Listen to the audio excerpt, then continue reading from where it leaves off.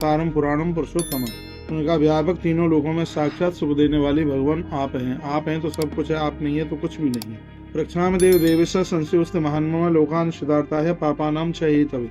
आपके वचन वाणी सुनकर के संपूर्ण पाप समाप्त होते हैं। आपने पिछली एकादशी की महिमा के बारे में वर्णन किया, उत्पन्ना एकादशी के बारे में बताया।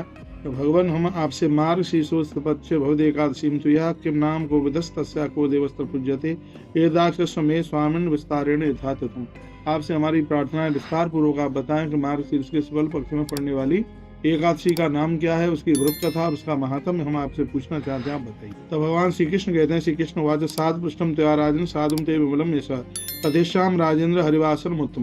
भगवान बोले कि हे राजन, आपने बहुत अच्छा प्रश्न किया है, जो कि जगत हित के लिए, जगत कल्याण के लिए आपने प्रश्न किया है। उत्पन्ना चास्ते पक्षे द्वासी वल्लभा महर्षि तो पतृति मम हृदय समदुभा। मैंने कृष्ण पक्ष में उत्पन्ना एकादशी की महिमा मैंने तुमको विस्तार पूर्वक बताई। अब शुक्ल पक्ष में मेरी बहुत प्रिय एकादशी है। मार्ग शीर्ष के शुक्ल पक्ष में पड़ने वाली इस एकादशी का नाम मोक्षदा एकादशी है। यदि पूर्व काल में किसी की किसी भी प्रकार से मृत्यु हो गई है और उनको मुक्ति नहीं मिली है तो मोक्षदा एकादशी है, वो मुक्त कर देती है। अब मैं मार्गशीर्ष मास की शुक्ल पक्ष की एकादशी के विषय में तुम्हें बतलाता हूँ, उसका महात्म्य है वो आप सुनिए। मार्गशीर्ष की एकादशी बड़ी अद्भुत है। इसकी कथा को सुनने मात्र से वाजपेयी यज्ञ करने का सौभाग्य प्राप्त होता है। 8 नंबर के श्लोक में लिखा है, यस्याम श्रवण मात्रेण वाजपेयी फलम लभेत। वाजपेयी यज्ञ करने का फल प्राप्त होता है यदि एकादशी के इस व्रत की कथा को भी सुन लिया जाए तो। उस एकादशी का नाम मोक्षदा एकादशी है। मोक्षा नामित साप्तुक्ता सर्पापरा परा, ये संपूर्ण पापों का हरण करती है। यह श्रेष्ठ एकादशी है। इस एकादशी में प्रियतम पूर्वक भगवान दामोदर की पूजा की जाती है। इसमें 9 नंबर के श्लोक में इस बात को कह दिया, दामोदरम राजन्य पूजेश प्रियतम, बड़े प्रियतम पूर्वक यह पूजा की जाती है। पूर्वोक्त विधि से भगवान की तुलसी मंजरी से यह पूजा है। इसमें भगवान के ऊपर तुलसी मंजरी चढ़ाई जाती है। बहुत ध्यान से सुनिएगा। दशमी की रात्रि को भोजन नहीं किया जाता, एकादशी को एक बार फलाहार किया जाता है, द्वादशी को एक ही बार भोजन किया जाता है। कहा गया, हे राजन, मैं पुराण की दिव्य कथा बतलाता हूँ, उसके सुनने मात्र से सभी पापों का नाश होता है। इस एकादशी के पुण्य का दान करने से पाप करने के कारण जिनके पितृगण नीच योनि में चले गए उनका मोक्ष हो जाता है, ऐसा वर्णन किया गया। यदि ये एकादशी पूर्वजों के लिए समर्पित कर दिया जाए तो इससे उनका कल्याण हो जाता है। अब कथा सुनाई जा रही है। क्या कथा सुनाई गई? कहा गया, चंपक नामक मनोहर नगर में, जो कि वैष्णवों से विभूषित था ये स्थान, यहाँ एक वैखानस नाम के राजा रहते थे और बड़े धर्मात्मा थे, बड़े अच्छे थे, बढ़िया थे, शांत स्वभाव के थे। वैखानसो नाम नप पुत्र वत्साली प्रजा, अपनी प्रजा के साथ प्रेम अपने पुत्र जैसा करते थे। वह प्रजा को पुत्र ही मानते थे। इस नगर में बहुत से वेद पारंगत ब्राह्मण थे। राजा वैखानस की प्रजा समृद्धि से संपन्न थी, किसी के पास कोई कमी नहीं थी, धन यौवन की कमी नहीं थी, रोग अंदरपुरी में प्रवेश नहीं किए था। इस तरह से राज्य करते हुए उस राजा ने स्वप्न में अपने पितरों को अधोगति में देखा। उन सबको इस प्रकार से देख करके राजा आश्चर्यचकित हो गया कि हुआ क्या। तब राजा ने कहा, ब्राह्मणों, मैंने अपने पितरों को आज नरक में पड़े हुए देखा है। उन लोगों ने कहा कि वत्स, इस नरक सागर से कैसे भी हमारा उद्धार कर दे, हम बड़ी तकलीफ में। मया सुपितरो दृष्टा नरकोपदा ध्वजा तारे तनुज सोमनाथ सागरात। उन्होंने कहा कि इस नरक समुद्र से हमारा कैसे भी तू तारण करवा। इस तरह बार बार कहकर वे रो रहे थे। ब्राह्मण, यह मैंने यह देखा, तब से मैं बहुत दुखी हूँ। अब आप मुझे बताइए, मेरे पूर्वजों का उद्धार कैसे हो सकता है? यह महाराज मुझको सुख नहीं दे रहा है। ब्राह्मणों, ये हाथी घोड़े मुझको बिल्कुल भी अच्छे लग नहीं रहे हैं। श्रेष्ठ ब्राह्मणों, मुझको पत्नी तथा पुत्र भी अच्छे नहीं लग रहे। मैं क्या करूं और मैं कहाँ जाऊं और मुझसे कुछ समझ में नहीं आ रहा।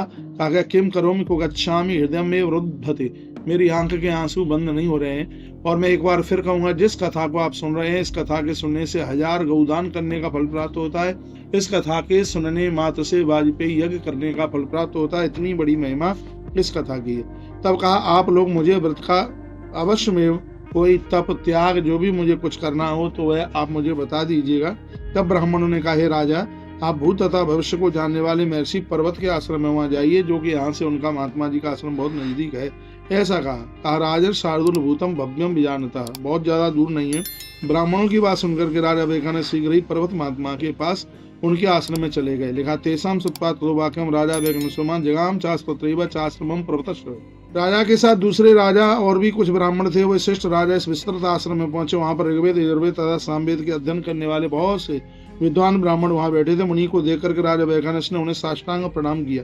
महर्षि ने राजा के राज्य में 7 अंगों के विषय में कुशल समाचार पूछा और कहा, राजन तुम कैसे हो, आपका आगमन हुआ, अच्छा लग रहा है, बताइए।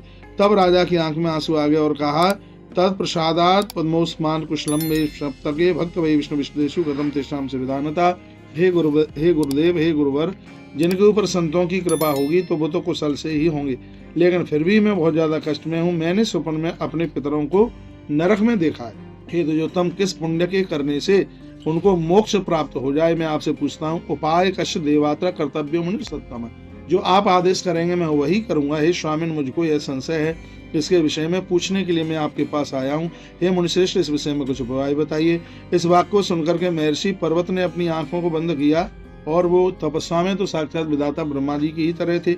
एक मुहूर्त तक ध्यान करने से उनको सब कुछ पता लग गया और उन्होंने कहा कि देखिए, ऐसी बात है, एकादशी के दिन तुम्हारे पूर्वजों ने कभी भी व्रत नहीं किया। एकादशी के दिन इन्होंने चावल खाए, अन्न खाया, रोटियां खाई, कभी इन्होंने एकादशी का व्रत किया नहीं है। इसलिए आज इनकी अधोगति हो रही है, ये नरक में पड़े हुए हैं। और ये दूसरों को क्या संबोधन करते 11 के लिए, इन्होंने खुद भी इन्होंने कभी व्रत नहीं किया। जो भी कोई व्रत करते थे तो उनकी हंसी और मजाक उड़ाना यह अपराध इन्होंने किया है। तब महात्मा ने कहा कि मार्गशीर्ष मास के शुक्ल पक्ष में मोक्षदा नाम की एकादशी आवेगी और उस समय आप व्रत करके वह फल अपने पूर्वजों को, अपने प्रभुओं को दे देना, इसमें उनका कल्याण हो जाएगा। तेन पुण्य प्रभावे मुक्त भविष्यति सत्यमेतन महाभागा ब्राह्मणों वचनम यथा। मैं ब्राह्मण हूँ, झूठ बोलता नहीं हूँ, और यदि तुमने ऐसा कर लिया तो तुम्हारे प्रभुओं का उद्धार हो जाएगा। अगेन मास के शुक्ल पक्ष में मोक्षदा एकादशी आई। राजा वैखानस ने बड़ी प्रसन्नता पूर्वक व्रत किया।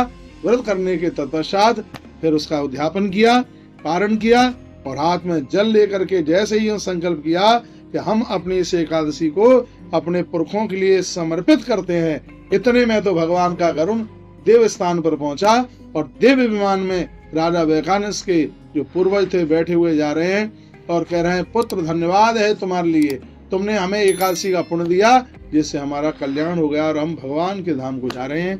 वैखानस राजा के जितने भी पुरखे थे वो सब भगवत धाम के लिए चले गए। तो नाथ परतरा काचित एकादशी भवेत पुण्य संख्यान जानामी राजने प्रियकृतम। भगवान श्री कृष्ण कहते हैं कि हे राजन, एकादशी के इस व्रत को करने से कितना पुण्य होता है ये कोई आज तक बता नहीं पाया। चिंतामणि समाम ये शरणाम मोक्षदायिनी पठना श्रवणदास्य वाजपेयी फलम लेवेत।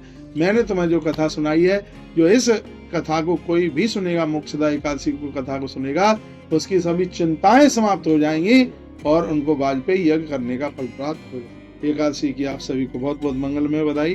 2024 के दिसंबर में मार्गशीर्ष के शुक्ल पक्ष में पड़ने वाली ये 11 तुलसी वन आश्रम से यह हमने आपके बीच में ये व्रत कथा आपको सुनाई है। आप सुने और आपने तो सुनी है, इसको आगे भी भेजें और भी जिससे लोग लाभान्वित हो सकें।